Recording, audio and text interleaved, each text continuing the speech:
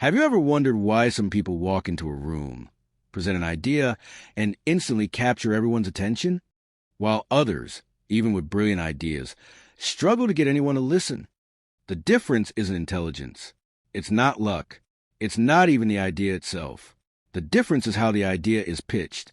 Think about the last time you saw someone present something that truly excited you. Maybe it was a TED Talk. Maybe it was a founder pitching to investors. Maybe it was a colleague in a meeting. What did they do differently? How did they make you care? In this audiobook, you'll discover how powerful pitches are created, how successful entrepreneurs capture attention, and how you can present your ideas with confidence, clarity, and influence. You'll learn the psychology behind why people say yes, and what makes them lean in and listen. You'll understand the subtle techniques that separate memorable presentations from forgettable ones.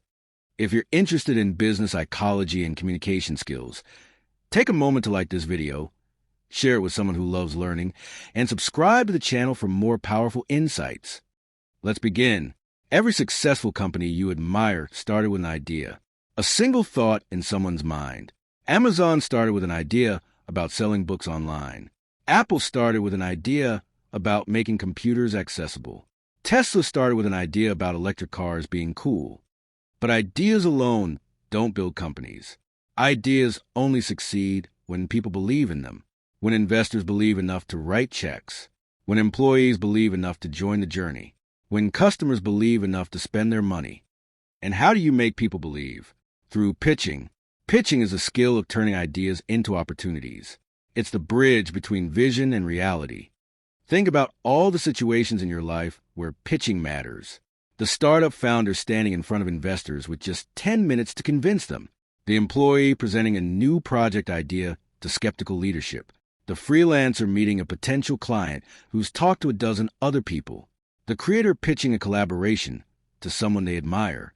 Every single one of these situations requires the ability to present ideas in a way that makes people want to say yes.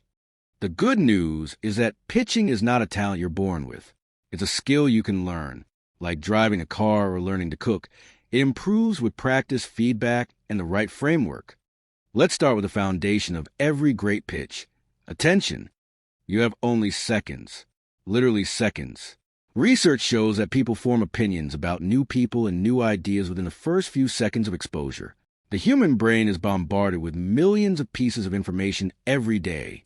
It can't process everything, so it uses filters. The attention filter works on 3 levels. First, surprise. Something unexpected that breaks the pattern. Second, relevance. Something connected to the listener's needs or interests. Third, emotion. Something that makes them feel. When you start your pitch, you need to hit at least one of these. If you don't, people will mentally check out before you even get to the good part. Let me give you an example. Imagine you're pitching a new productivity app. You can say, I built an app that helps people organize their tasks. That's fine, but it's not memorable. Instead, you could say, did you know the average professional wastes 400 hours a year looking for lost documents? I built something that fixes that. See the difference? The first one states a fact. The second one creates surprise, connects to a real problem, and makes people feel the pain of wasted time. Your opening should always be powerful. A question that makes people think. A statement that shocks them. A story that touches them. Remember, you have seconds. Make them count. Once you've captured attention, the next challenge is keeping it. This is where frame control comes in. Frame control means you set the direction of the conversation. You decide what matters and what doesn't. You lead and others follow. Most people make a critical mistake when pitching. They rush. They dump all their information at once. They wait for questions and then chase those questions wherever they go. This loses control. A skilled pitcher does something different. They set the frame first. They establish the context. They say, before I get into the details, let me share why this matters. Or, there are 3 things you need to understand about what we're building. This tells the listener how to process the information. It puts you in charge. Confidence and authority play a huge role here. When you speak with confidence, when you maintain eye contact, when your body language is open and strong, People naturally trust you. This isn't magic. It's human psychology. We trust people who seem sure of themselves. So how do you maintain frame control? First, structure your pitch in advance. Know what comes first, second, and third. Second, when answering questions, don't get lost in them. Answer briefly. Then return to your structure. Third, if you don't know an answer, don't panic. Say, "That's an excellent question. I'll address that in a moment." Frame control isn't about dominating. It's about guiding the conversation in a productive direction. If this is resonating with you, take a moment to like this video. Now let's talk about something that shapes everything before you even speak. First impressions. People say first impressions are lasting impressions. This isn't just a saying. It's psychological fact. Research shows that within the first 7 seconds of meeting someone, people make 11 distinct judgments about them. 7 seconds. And everything after that is filtered through that initial judgment. So how do you make those 7 seconds work for you? First, your body language. How do you stand? How do you walk? Where do your eyes go? Walking straight. Shoulders back. Head up. Eyes confident. Second, your voice. How do you sound? Is there hesitation or certainty? Speak slowly. Speak clearly. Pronounce your words fully. Third, your energy. Are you excited? Are you positive? Is your energy contagious? People feel energy. If you're energetic, they become energetic. If you're nervous, they become uncomfortable. Let me tell you a story. There was a founder named James. He had a brilliant idea. He'd worked on it for 2 years. His pitch deck was perfect. He got a meeting with a top investor. James walked in. His hands were sweaty. He was visibly nervous. His handshake was weak. He sat down and started talking, but his voice lacked confidence. The investor listened for 5 minutes and said, "James, your idea is interesting, but you don't seem to believe in it yourself." The deal didn't happen. Contrast that with Sarah. Sarah's idea was actually less developed than James's, but when she walked into the meeting, her body language was confident. Her voice had conviction. Her eyes showed belief. The investor talked with her for 30 minutes. Then he said, "Sarah, I believe in you." She got the funding. First impression was the difference. So remember, no matter how good your idea is, if your first impression is weak, people will see your idea as weak too. Your first impression isn't just about you. It's about your idea. Now let's discuss the most powerful tool in any pitch. Story. Facts and figures are necessary. But facts and figures don't stick in people's minds. They don't touch people's hearts. Stories do. Stories connect. Stories transform. Think about the last movie you loved. You remember the story, the characters, the moments.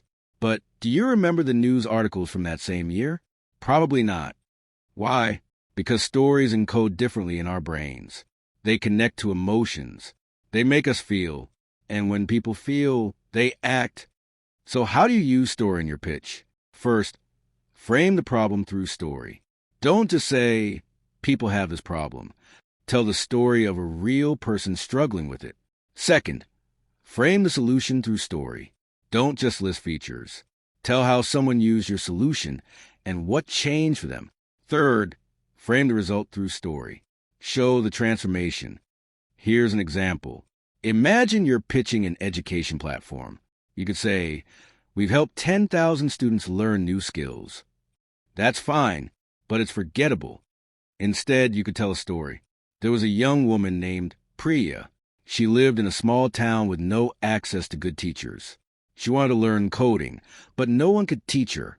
Then she found our platform. She studied every night after work. 6 months later, she got a job as a developer at a major tech company. Today, she mentors others through our platform. Which one sticks? The numbers or Priya's story? Whenever possible, wrap your facts in stories. Give your data humanity. Connect your figures to feelings. Because people may forget what you said, but they'll never forget how you made them feel. Great presenters share one remarkable quality. They never reveal everything at once. They create curiosity. They make people think. What happens next? Then what? How does it end? Our brains are wired this way. When we don't know something, we want to find out. When a question arises, we seek the answer. You can use the psychology in your pitch. Build points that create intrigue. When telling a story, pause at a critical moment. Say, but before I tell you what happened next, let me explain one more thing. Now they're leaning in. Now they're curious. Another technique is asking questions they can't answer. Do you know why 90% of startups fail in the first year? Now they need to know. Now they'll listen.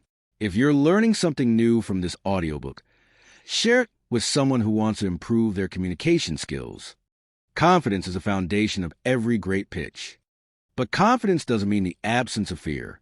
Confidence means moving forward despite fear. Where does confidence come from? First, preparation. When you've done your homework, when you know your material inside and out, confidence naturally follows. Second, practice. The more you practice, the more confident you become.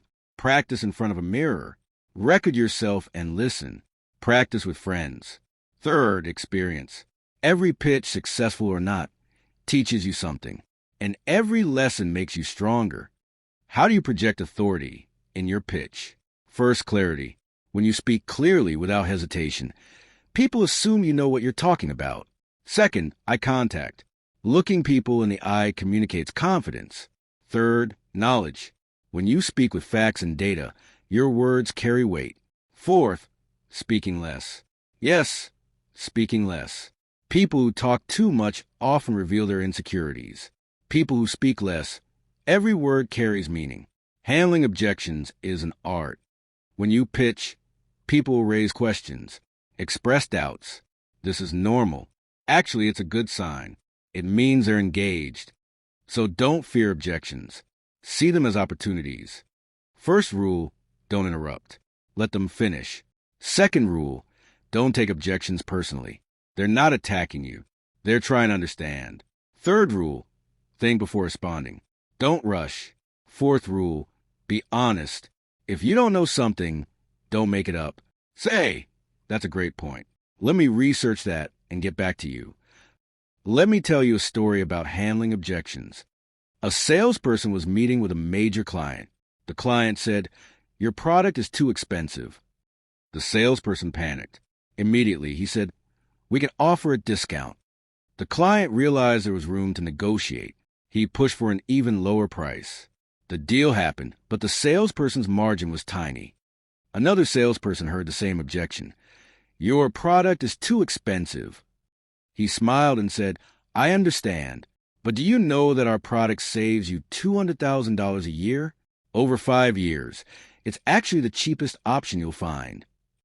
The client thought about it and agreed. The difference was in how the objection was framed. Learn to reframe objections.